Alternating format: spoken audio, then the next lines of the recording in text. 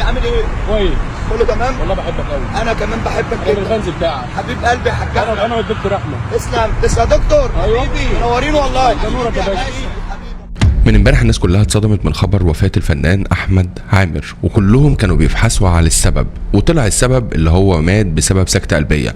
لحد بالليل ما مدير اعماله طلع في تصريحات واكد ان مش ازمة قلبية يا جماعة، الموضوع حاجة تانية وبطلوا اللي انتوا بتقولوه. وبالنسبة للحقن اللي كانت في ايده ده حقيقة الامر، وفي نفس الموضوع وفي نفس السياق كلنا كنا محتاجين نفهم ونعرف ايه اللي بيحصل للدكتور او الداعية الاسلامي دكتور حازم شومان، ربنا يعافيه وياخد بايديه.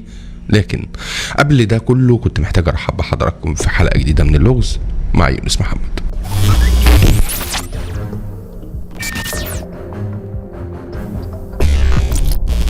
زي ما قلت لحضراتكم في البداية احنا معانا موضوعين. الموضوع الاول وفاة او سبب وفاة المطرب او الفنان احمد عامر الله يرحمه، والحاجة التانية ايه اللي حصل للدكتور حازم شوفان وحالته ليه متأخرة، وايه اصلا سبب المرض، وهل هو نفس مرض احمد عامر. هنجاوب حضراتكم بالتفاصيل، بس خلونا نرجع لاحمد عامر بالتفاصيل كده وبالتحديد او بالخطوات. بداية القصة من الساعة 2:30 بعد منتصف الليل، لما احمد عامر كان راجع من فرح في المنصورة، حس بتعب في معدته. التعب ده مش مريحه، فخدوه وطلعوا بسرعة على المستشفى.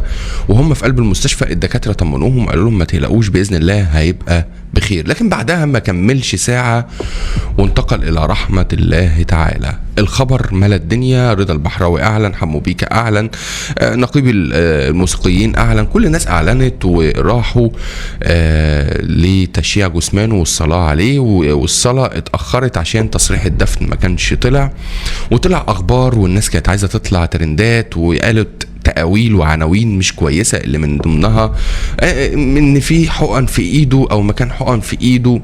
يا جماعة اتقوا الله، يعني ما ينفعش حد في دار الحق واحنا في دار الباطل عشان نركب ونطلع ونكسب مشاهدات نقول كلام مش حقيقي. عشان الموضوع كله بيتلخص، حتى لو كان في مكان للكانيولا نقول كانيولا، نقول مكان لحقنة اللي بيركب فيها التحاليل.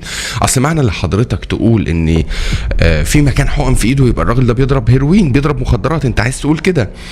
فاتقوا ربنا في نفسكم قبل غيركم عشان الزمن دوار. خلونا بقى نفس موضوعنا.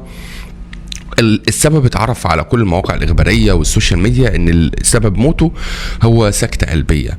طب خلونا بقى، مدير اعماله قال ايه؟ قال في تصريحات تلفزيونية واخبارية ان الموضوع جاي من معدته، وهو تحس بتعب في المعدة وديناه المستشفى ومات في المستشفى بسبب تعب المعدة. هنا العميد السابق لمعهد القلب الدكتور جمال شعبان طلع نهى الموضوع وقال قولا واحدا: يا جماعة اللي يحس بتعب في المعدة بعد كده في حرقان في الصدر يجري بسرعة على المستشفى ويطلب منهم تحاليل انزيمات القلب، بالإضافة ان يعمل رسم قلب ضروري، عشان ده المؤشرات الأولية اللي بديهية لأزمة قلبية. ومن هنا نقطة ومن أول السطر، عشان كلام كده الدكتور جمال شعبان مظبوط، كلام مدير معهد القلب السابق مظبوط. عشان لما نطلع ونبص للتقرير او سبب وفاة المطرب احمد عامر هنلاقي ان هو مات نتيجة سكتة قلبية. بغض النظر بقى ان بداية الموضوع كان بيشتكي بألم في المعدة، هو ده المؤشرات الاولية اللي بتقول ان هو عنده هيجي جلطات او سكتة قلبية. فعشان كده كنا محتاجين نجزم وننهي الموضوع وناخد القصة ديت نفيد غيرنا. اي حد هيحس بألم في المعدة وحرقان في الصدر اجري بسرعة على اقرب مستشفى وخليهم يعملوا له رسم قلب وانزيمات او تحاليل الخاصة بالقلب زي ما الدكتور جمال شعبان قال.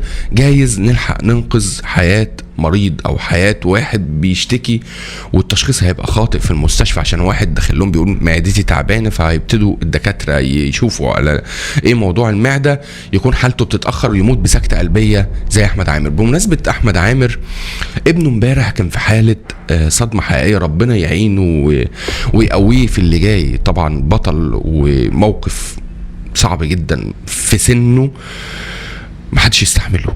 طبعا كان واقف في العزا بتاع والده في حالة ذهول، مش مصدق أبويا، والأب هو السند في الحياة يعني. ابويا ازاي راح من غير تعب، من غير اي حاجه. شفنا الفيديوهات وشفت كتير من الفيديوهات، وهو فعلا في حالة ذهول، بيبص للي حواليه مش مصدق. وكان خلفه صاحبه بيبكي، يعني بيساند صاحبه، لكن هو الفنانين بتحاول تقويه على اللي هو فيه. طبعا يا رب ياخد بايديه ويصبر اسرته على اللي هم فيه. موقف لا يحسدوا عليه طبعا يعني. ويرحمك يا احمد يا عامر، انت انسان كنت بتعمل خير، فكل الناس اجمعت على حبك، كل الناس مشيت في جنازتك الصلاة عليك.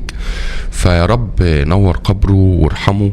وهنرجع تاني ونعيد ونقول يا جماعة، كان اخر طلب ليه هو حذف جميع الاغاني والكليبات بتاعته. وممكن تكون دي رسالة تذكرة لكل واحد عايش ماشي في طريق الغلط، خد بالك وارجع وراجع نفسك بسرعة وفي أسرع وقت. دي قصة أحمد عامر، حبينا ننهيها وننهي اللغط اللي داير، عشان هندخل على القصة التانية اللي معانا. الدكتور حازم شومان. الدكتور حازم هو داعية إسلامي. هو بالبداية هو دكتور بشري من مدينة المنصورة. فهو اتعرض لأزمة صحية مفاجئة، نتيجة ليها دخل العناية المركزة، حالته متأخرة جدا دلوقتي. نزل على صفحته ان كل المتابعين والمحبين ليه يدعوا له بالشفاء العاجل. الدكتور حازم عنده أزمة قلبية. القلب يا جماعة بقى فيه مشكلة عند مختلف الأعمار ومختلف الفئات. يا جماعة القلب هو النبض بتاع الإنسان، أو هي المكنة اللي بتحرك وبتضخ الدم للإنسان في جميع أنحاء جسمه. راعوا قلوبكم. الدكتور حازم اتعرض لأزمة قلبية، وده مؤخرا بعد ما أعلن عن وفاة ابنه من قريب، ابنه خالد، ونعاه بمنشور خلى كل الناس تعيط وتبكي. احنا كلنا بنحب الدكتور حازم، بندعي له من قلبنا يا رب اشفيه وعافيه وقويه ويكتب له الخير ويديله الصحة. من الافضل الناس الداعية الاسلامية اللي موجودة في العصر الحديث، اللي بتقول كلمة حق، اللي بتحاول تنور الامة الاسلامية والعربية والمصرية. يا رب يديله الصحة ويعافيه مرة تانية. حبينا نوضح الحالة الصحية للدكتور حازم. كل جديد حضراتكم هتعرفوه معانا. جايز النهارده انا متاثر عشان احمد عامر طبعا وعشان الدكتور حازم، اخبار كلها مش كويسه، لكن باذن الله تفاءلوا بالخير تجدوه. هي دي سنه الحياه. الانسان اتخلق في الدنيا في كبد. الانسان الدنيا كده كلها مشاكل وكلها اخبار حزينه، لكن بندعي من ربنا يا رب افرجها الايام اللي جايه، يا رب خفف علينا، يا رب اقف معانا. السلام عليكم.